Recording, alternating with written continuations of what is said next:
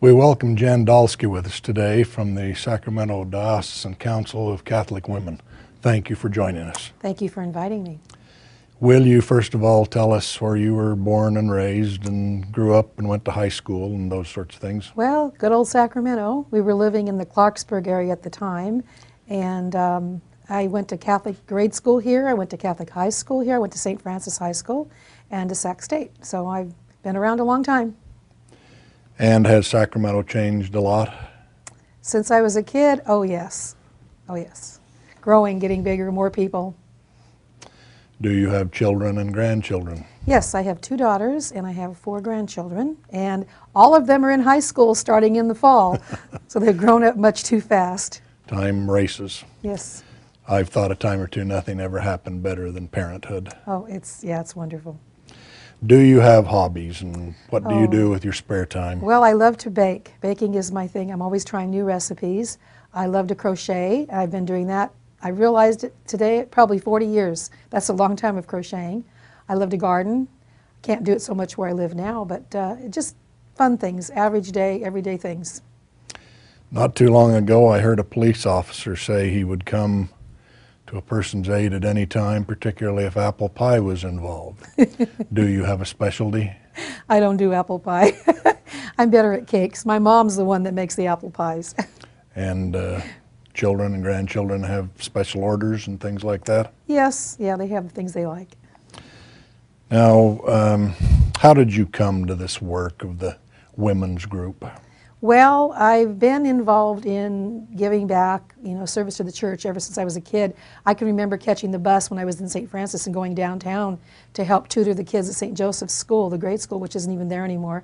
And so I've been doing things for years, and at one point, maybe 8 years ago, I was asked to speak at one of our annual conventions on the opening night because we try to get people to come in. And so I thought, who can I talk about? And I started researching St. Paul. And I decided to talk about him. So that's how I got involved with the group. Do you still speak often? And yes. Every chance I get. I've done it for a number of years at the convention. This last year I didn't because I was in charge and I had way too many other duties. But I love researching things. The last talk I gave the year before was on the women doctors of the church. In all of the doctors that we have, and these are very religious people, we only have 3 women. And so it was a good story to talk to the ladies about, and everybody's enjoyed that talk. Was your mother active in the Catholic Church? No. She raised 8 children. She had us all within 10 years, and she was very busy. So she did a few things with the Altar Society, but not a lot, not to the extent that I'm doing it. Are you from a long line of those from the Catholic faith? Yes, my parents and my grandparents, and I don't know how far back beyond that. But I've heard stories about my grandmother on my father's side, much like me, doing fundraisers back in the day, a long time ago, making donuts and selling them at church to help with the finances. Now, the Diocesan Council occupies how many people and places? Well, the Diocesan Council, the Sacramento Diocese consists of 104 parishes, and we're located in Northern California. We go to the Oregon border and almost to the coast, and as far down as Stockton, where the Stockton Diocese begins. And of those 104 parishes, we have almost 1 million Catholics that are involved, and I would say more than half of those are women. Now, in each of these parishes, there are altar societies, YLI, CLRSs, there's just all these organizations, Catholic Daughters, they all are part of these parishes. So that's how big we are, 43,000 square miles of Catholics. And do you see some of these people annually? Yes. As the president, I just got sworn in our convention at this last April, not even 2 months ago. And I've actually gone up to Weed, which is in the Siskiyou Deanery area. Back in May, I took my first vice president with me, and we went up to they have 2 meetings a year of the Deanery. They pull in all the churches, the cities from around there, and they come together twice a year, and they have breakfast, lunch, meeting.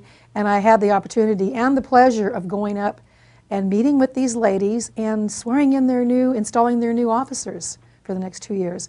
I also did that in Sacramento and also the Marysville Deanery. So it's fun. Yeah, I get to travel and see all these other women and see what they're doing. Now, I've had Catholic friends all of my life and have known priests who we all greatly admired.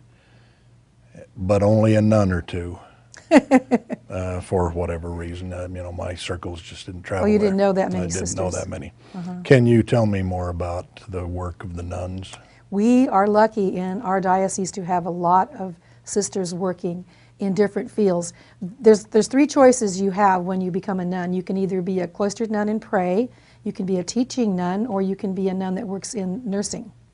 Most of our nuns in this area that I know are the ones that are involved in education. And in other words, they work in their parishes doing catechism, for the children or adults that want to become, Catholics. The sister that I think you talked about Sister Catherine Doyle. She came to our convention. She works for one of the parishes here in town as the pastoral associate and does retreats and things of that nature. So each lady has their own specialty of what they do in the community, but we couldn't make it without them. We have new sisters in town at Presentation Parish that are from back east, the Dominican sisters, and they're young and they all wear white, and it's just so fun to be around them because they're just so full of spirit and life, and they're teaching at the grade school there.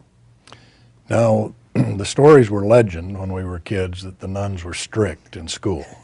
Would that be true in your perspective? I would think they're still strict because they demand things be done the proper way, They're teaching the kids and they want them to learn, yes.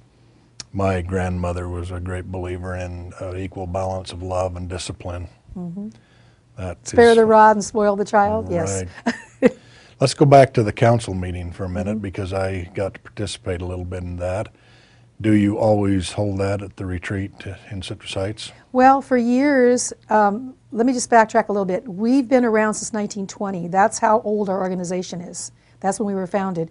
And for years, we had conventions, a lot of times at hotels. I didn't really care for that because to me, when you're having a Mass, a celebration of the Eucharist in a hotel, there's too many people wandering around and it's not private. So a few years ago, we started having it at the Christ the King Retreat Center in Citrus Heights. And that has worked out so much better because it's more private. We have a chapel there and people can stay overnight and the rooms are nice and it's almost like having a mini retreat. So as long as I can, I'm going to be booking the convention there because it seems to be the right place. That's a wonderful facility and a great peaceful setting and lovely place. And they've been around since 1950. So they're almost as old as I am. Well, if your organization's been going since 1920, you're 5 years older than the Interfaith group. Ah, yeah. What sort of rewards do you get from this kind of service that you're rendering? Oh my gosh, every day I feel blessed to be doing what I'm doing because I guess the rewards are working with people and educating them and giving them information and helping people grow in their spiritual life. There's just so many, it's hard to even say what all the rewards are. It's just, I feel blessed. How would you measure spirituality versus religion or Spirituality is a personal thing. It's how you interpret your religion, whatever religion it is. It's a personal thing. Now, the Catholics are well known for prayer and music and sound doctrine. Is the women's group following that premise also? Yes, we have bylaws. We just revised them this last year where we have things in perfect order of how things are done. And that's just what we go by, and we have our operating procedures and all of that. And yes, we follow certain procedures. Every meeting's the same. I had to laugh when I became president in April because they handed me a wooden box. Looked like it was homemade. And in it I have a crucifix, a statue of Mary, a picture, the gavel. So it's all the parts of it when we have our meetings, a little candle. I thought, isn't this cute? My own little meeting kit. The summer that my wife and I married, we went to see The Sound of Music. Brand new out, getting rave reviews. And we came home from that movie with a wonderful feeling of goodness and decency and making good decisions, all of those other sorts of things. Of course, that musical's now old. But does that have a good sense of how the Catholic Church feels for you personally? Oh, you mean what I get out of what I do? Oh, yes, it's wonderful. I just feel, you talked about Christ the King. Last weekend they had a what they call a fiesta out there, and they have it every year. And they have a raffle, and you come out, and they have free food. You just come, you buy raffle tickets and just have fun. It was so wonderful. I stayed till the end because I was running into people from different parishes that I hadn't seen in years. And yes, it was joyful and it was wonderful. And we had no books at the Mass, and we usually have missals we follow and music. Everything was up on big screens, and so we were following along and singing, and they had a band. It was, yes, and that's how the Catholic religion is. It's just fun. And are the Catholics involved in trying to get more Catholics to come back to activity? Oh, yes. We're into evangelization. They say if you're a Catholic, you're evangelizing. You want to have people welcome. Right now, we're really working on Catholics coming home because there's a lot of Catholics that have gone away, so we want to get them back. Let them see what we're doing. Remind them of what it's like to be a Catholic. And we see that on bumper stickers and billboards and on Catholic radio and those sorts of things. Mm-hmm. What in the Catholic faith are you really passionate about? Well, besides my women's group, I am in the Catholic Daughters of the Americas organization. I'm a member of that group, and that group's been around since 1903. The group that I'm in, and we meet in the south area of town, we have been around, next year we'll be here 100 years. Our group, we're the oldest group in California, and we do things in our community in South Sac. For instance, let me give you some examples. We work with our church, St. Paul's out there. If there's First Communion or Confirmation or things of that sort, we do the reception. When they have funerals, we do the reception for the family. We're just there, you know, to do things.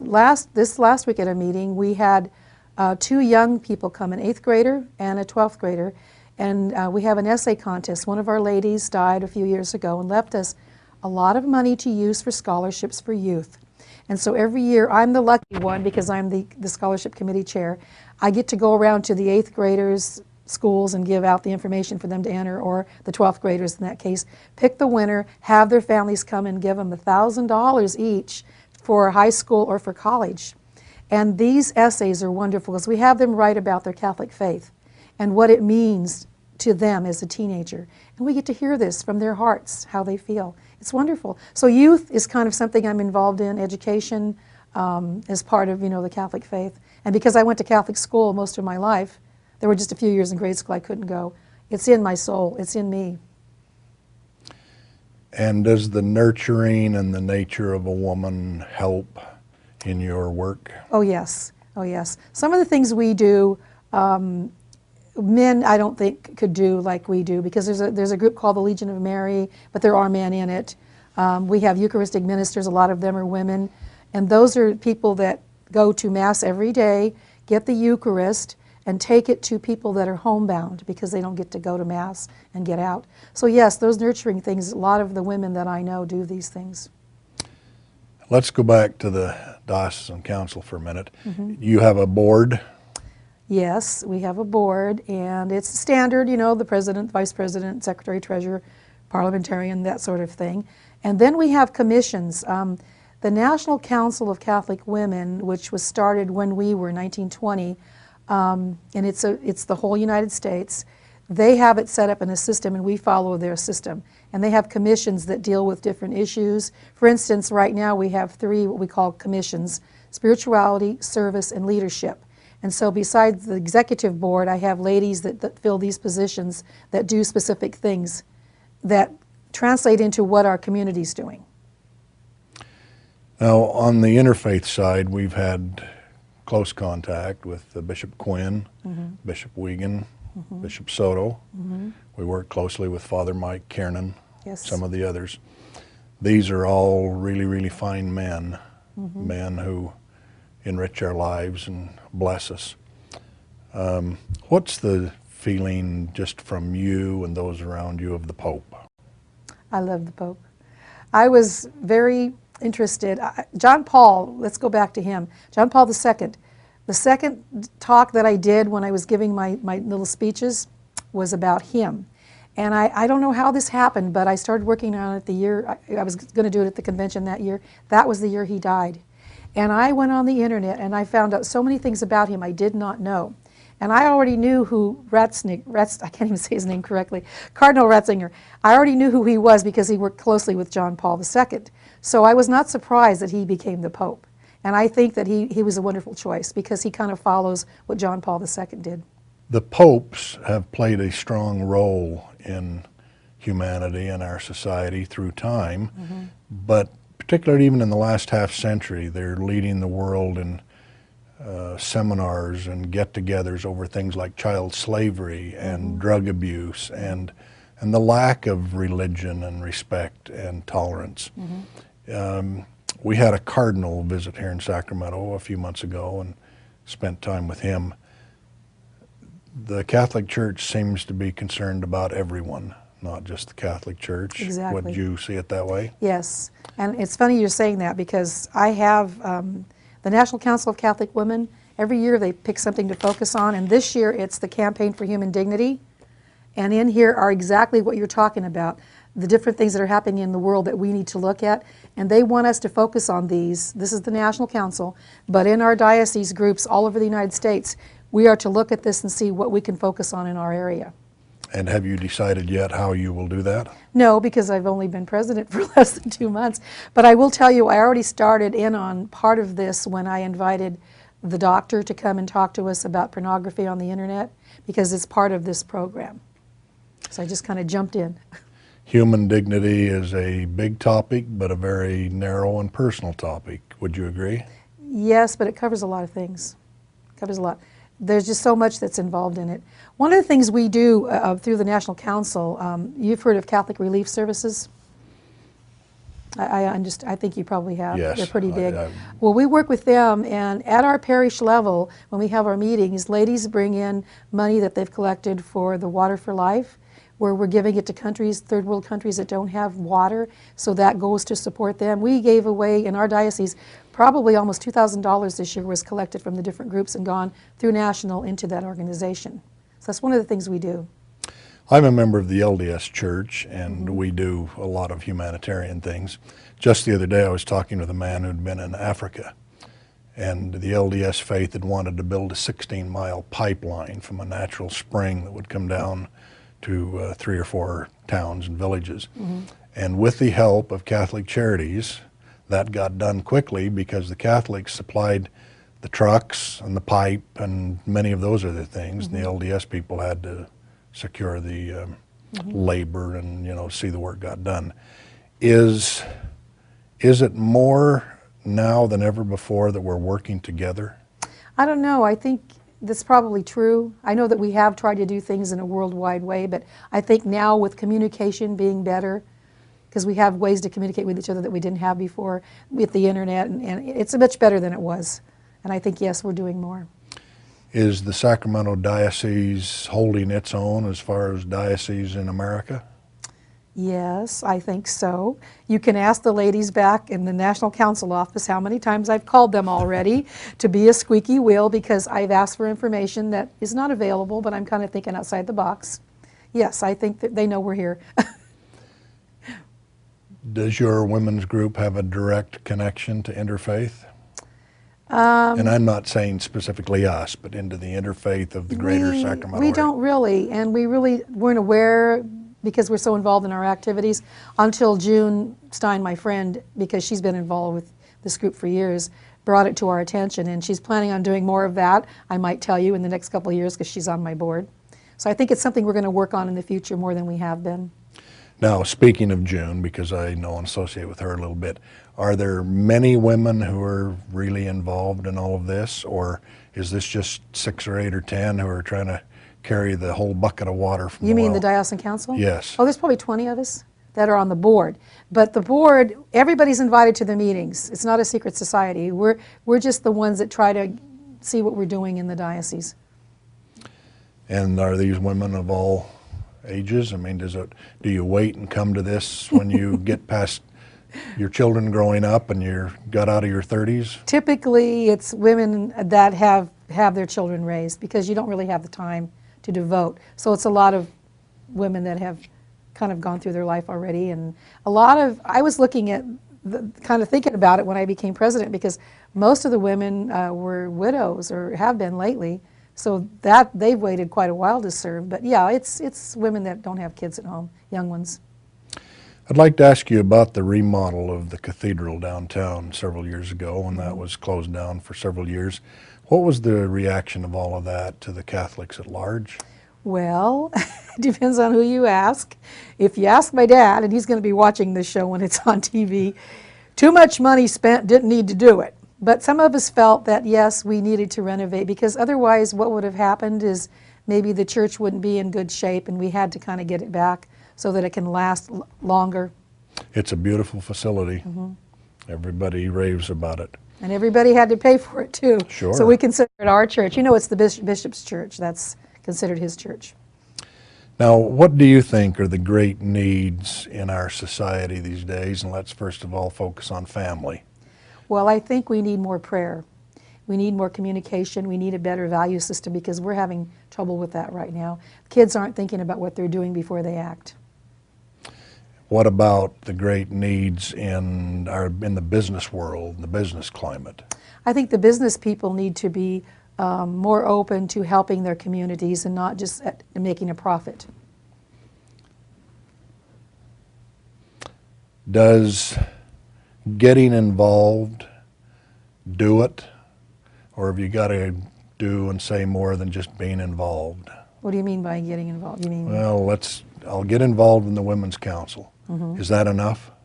No, because once you get in the Women's Council, then you see how many different issues are going on with the families and with the community, and even internationally. We talk about all these different things, and I think once you're in there, then you want to do more.